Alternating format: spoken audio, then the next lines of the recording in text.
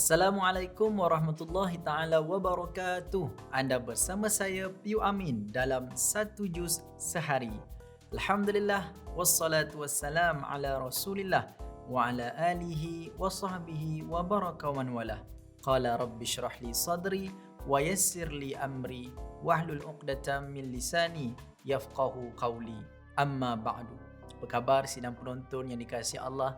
Ibu ayah, abang kakak yang sedang menonton satu juz sehari, Alhamdulillah banyak sebenarnya manfaat-manfaat agama yang bukan sahaja boleh diamalkan oleh diri kita sendiri, tetapi boleh kita kongsikan bersama dengan seisi keluarga, kawan-kawan, jiran tetangga, apa sahaja ilmu yang terdapat di dalam satu juz sehari ini. InsyaAllah inilah manfaat yang akan berterusan, ilmu yang akan menjadi pahala di dunia dan di hari akhirat. Baiklah, untuk perbincangan kali ini kita nak berkongsi kepada semua daripada juzuk ke-17. Sebelum daripada ini, kita telah berbincang sedikit dalam juzuk 16 berkaitan dengan surah Taha, surah yang melembutkan hati Saidina Umar Al-Khattab. Boleh jadikan sebagai amalan kita, jadi jangan lupa untuk terus mengamalkan ayat-ayat yang baik, mukjizat Al-Quran penawar bagi hati kita. Baiklah, dalam juzuk ke-17 ini ada dua surah yang boleh sama-sama kita kupaskan. Yang pertama surah Al-Anbiya ayat 1 hingga 112 dan surah Al-Hajj merangkumi ayat 1 hingga 78. Kedua-dua surah ini ada kaitan yang tersendiri dan sudah barang tentu kedua-dua surah ini memberikan pengajaran yang banyak bermanfaat kepada kita, dan ini yang kita nak kongsikan. Dalam surah Al-Anbiya ini Allah Ta'ala menamakan dengan Al-Anbiya ataupun dalam bahasa Melayunya para Nabi. Tugas pada perkataan ini sifatnya, maknanya adalah menyampaikan, irsal, iblagh, menyampaikan, mengutuskan. Maka itulah satu tugas yang cukup besar oleh para Nabi yang sudah tentu kita fahami dan kita tahu nama-nama Nabi-Nabi yang kita mesti hafal dan kena ingat. Jomlah sama-sama sambil-sambil kita nak melihat nama para Nabi ini, mungkin adik-adik kawan-kawan di rumah boleh bersama-sama dengan kita.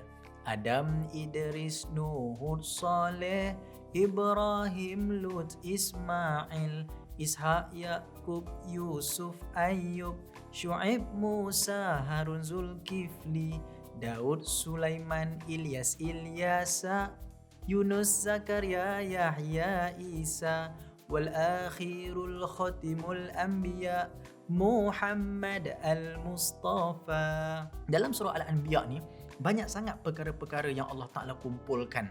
Antaranya kisah-kisah para Nabi, dan Allah Subhanahu Wa Ta'ala menjawab persoalan-persoalan ataupun tuduhan kaum Quraisy berkaitan dengan akidah, berkaitan dengan tauhid kepada Allah. Kenapa perlu untuk tidak menyembah kepada berhala?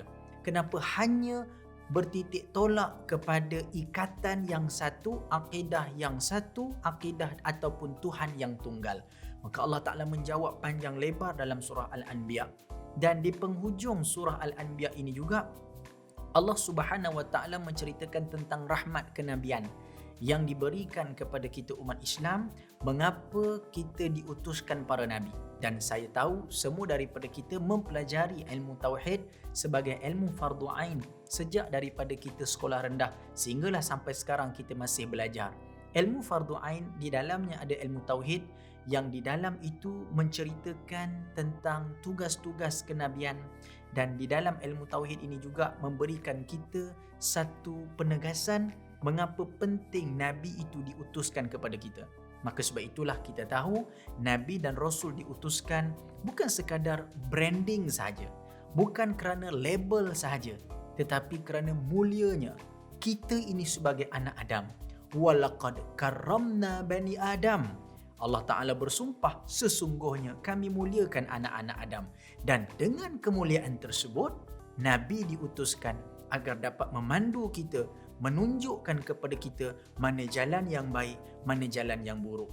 Sesungguhnya dalam surah Al-Anbiya ini Allah Subhanahu Wa Ta'ala menghimpunkan juga banyak antaranya doa-doa yang boleh kita amalkan dan boleh diikhtiar sebagai alat penyembuhan bagi mereka yang sedang menghadapi apa sahaja darurat. Firman Allah Subhanahu wa taala dalam ayat ke-30, "Awalam yaral ladzina kafaru anna as-samawati wal ard kanata ratqan fafataqnahuma waja'alna minal ma'i kulla syai'in hayy afala yu'minun."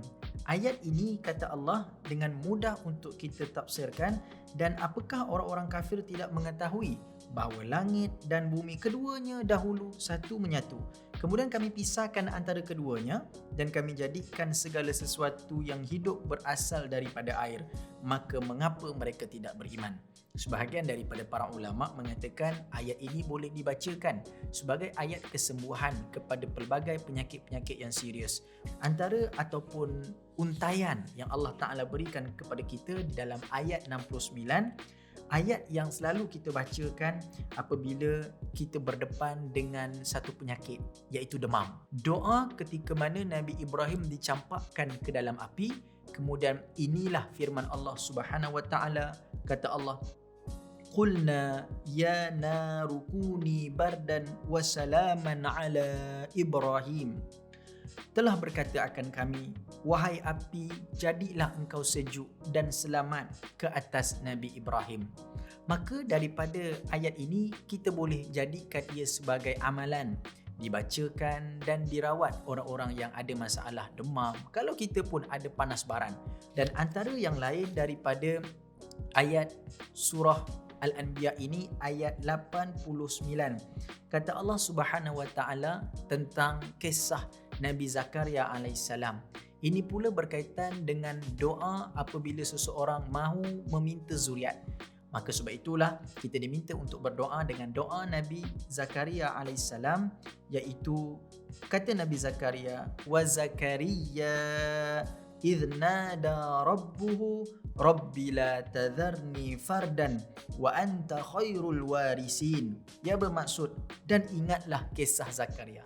Allah Ta'ala minta kita untuk ingat kisah Nabi Zakaria. Nabi Zakaria berdoa, menyeru kepada Allah Subhanahu wa Ta'ala. Kata Nabi Zakaria, ya Allah, ya Tuhanku, janganlah engkau biarkan aku hidup seorang diri, yakni tanpa ada zuriat, tanpa ada keturunan. Nabi Zakaria tak nak hidup macam tu. Nabi Zakaria perlukan zuriat. Nabi Zakaria perlukan keturunan. Untuk apa? Untuk memanjangkan hayat dakwah Nabi Zakaria, agar seluruh umat tidak akan tercicir, tidak akan selamanya hidup dalam kesesatan. Maka ketika itu kata Nabi Zakaria kepada Allah, dan engkaulah ahli waris yang terbaik. Maka sebab itu ketika ini Allah Subhanahu wa taala mengabulkan doa Nabi Zakaria dan Allah Ta'ala mengurniakan Nabi Yahya alaihissalam. Maka sebab itu kita boleh jadikan ayat ke-30 tadi, ayat 69 dan ayat 89 dalam surah Al-Anbiya sebagai amalan kita, sebagai pedoman, dan letakkan keyakinan. Jangan doa saja, jangan kita berharap saja tapi tak ada usaha. Maka sebab itu kita memahami surah Al-Anbiya ini ada ayat-ayat yang merawat jiwa, ada ayat-ayat yang melembutkan hati, ada ayat-ayat yang boleh membuang penyakit. Dan surah Al-Anbiya ini juga dalam ayat ke-35 Allah Ta'ala bercerita tentang kematian.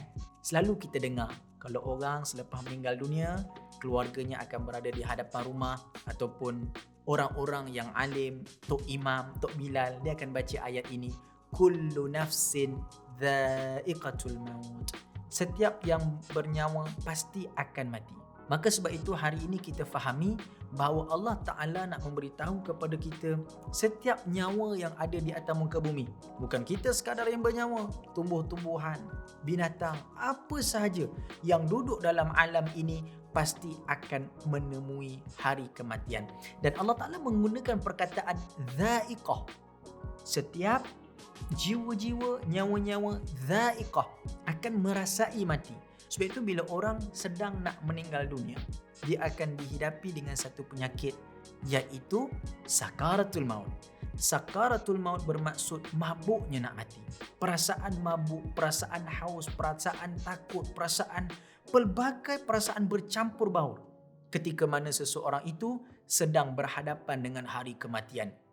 Maka sebab itu ayat ke-35 surah Al-Anbiya supaya kita bersama-sama melengkapkan persediaan, bersama-sama melengkapkan ilmu pengetahuan agar kita tidak tersasar dalam hidup ini.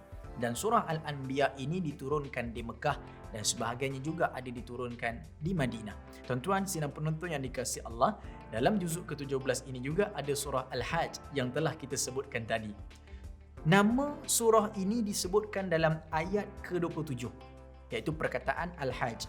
Dan Al-Hajj ini kita tahu berkaitan dengan haji. Perkataan Al-Hajj ini lebih menunjukkan kepada kita tentang bagaimana perjuangan Nabi Ibrahim AS demi membangunkan dan mendirikan Baitullah Al-Haram. Di mana? Di Makkatul Mukarramah. Maka sebab itu kita melihat surah Al-Hajj ini antara surah yang unik yang Allah Ta'ala turunkan di pelbagai tempat. Ada di Madinah, ada juga di Mekah, ada di waktu siang, ada di waktu malam. Ada beberapa ayat dalam surah Al-Hajj ini turun ketika musim perang. Ada juga turun yang dalam musim yang aman. Ada beberapa ayat dalam surah Al-Hajj ini bercerita tentang ayat-ayat muhkamat yang tak perlu untuk ditafsirkan, yang tak perlu untuk dimanipulasikan. Tetapi ada juga ayat mutasyabihat yang mesti untuk kita bincangkan dengan penuh teliti mengikut disiplin ilmu tafsir yang sebenar. Antara yang ditekankan di dalam surah Al-Hajj adalah perkara-perkara yang berkaitan dengan hari kiamat. Allah Ta'ala menunjukkan di dalam surah Al-Hajj bahawa hari kiamat ini bukan sekadar akan berlaku. Pasti berlaku, wajib berlaku. Bahkan hari kiamat ini bagaimana keadaan itu berlaku.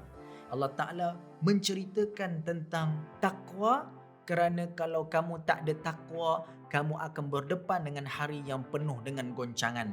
Kata Allah, Ya ayyuhan nasu taqu rabbakum inna zalzalatas sa'ati syai'un azim. Wahai manusia, tak kiralah beriman tidak beriman, Allah Ta'ala kata, wahai sekalian manusia, bertakwalah kamu kepada Tuhanmu. Takutlah kepada Tuhanmu. Buatlah persediaan bertemu dengan Tuhanmu. Syukurlah dengan apa yang kamu ada. Kemudian Allah Ta'ala sebut hari kiamat itu datang dalam keadaan yang cukup besar. Goncangan yang sangat dahsyat. Maka surah Al-Hajj ini daripada bercerita tentang kisah-kisah pembinaan Baitullah Al-Haram, perjuangan Nabi Ibrahim AS, bagaimana Nabi Ibrahim membangunkan Baitullah Al-Haram sehingga kita boleh melaksanakan umrah, melaksanakan haji.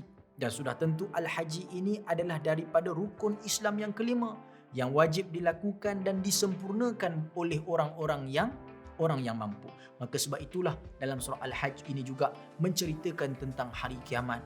Maka kita tak boleh menafikan hari kiamat. Kita mesti berhadapan dengan hari kiamat, bukan mencari masa bila berlaku, tetapi bagaimana persediaan kita bertemu dengan Dajjal, bagaimana persediaan kita bertemu dengan Imam Mahdi, bagaimana persediaan kita bertemu dengan goncangan yang kuat sehingga gempa bumi yang meranapkan seluruh muka bumi ini. Maka sebab itulah apa yang kita boleh sama-sama lihat, surah Al-Anbiya lebih banyak bercerita tentang umat-umat yang terdahulu, dan kaitannya dengan surah Al-Hajj, surah Al-Hajj banyak bercerita tentang kehidupan umat yang akan datang. Siapa dia? Kitalah yang ada pada hari ini dan manusia yang akan datang pada waktu-waktu yang terkemudian. Maka sebab itulah kita boleh simpulkan sama-sama dalam juzuk ke-17 ini, Allah Ta'ala memberikan penerangan kepada kita dengan sifat yang jelas, sifat orang-orang yang beriman, sifat-sifat orang yang mempercayai tentang hari kiamat, orang yang mempercayai ibadat haji perlukan menggunakan harta dan juga tenaga yang banyak, tidak lain tidak bukan untuk apa? Mengharapkan redha Allah Subhanahu wa Ta'ala. Dan insya-Allah dalam juzuk ke-18 nanti kita akan bercerita tentang sifat orang-orang beriman. Agak-agaknya kan kita ni dah dikategorikan orang beriman ke belum? Confidentnya. Betul ke tu? Tak apa. Nanti kita akan sama-sama bincangkan macam mana nak jadi orang yang beriman. Dan dalam surah yang terdapat di dalam juzuk ke-18 ini ada cerita tentang penyucian Sayyidatina Aisyah. Wow, menarik ni. InsyaAllah kita akan ceritakan pada waktu yang akan datang. Terus setia bersama saya Piyu Amin dalam 1 juz sehari. InsyaAllah kita jumpa lagi. Assalamualaikum.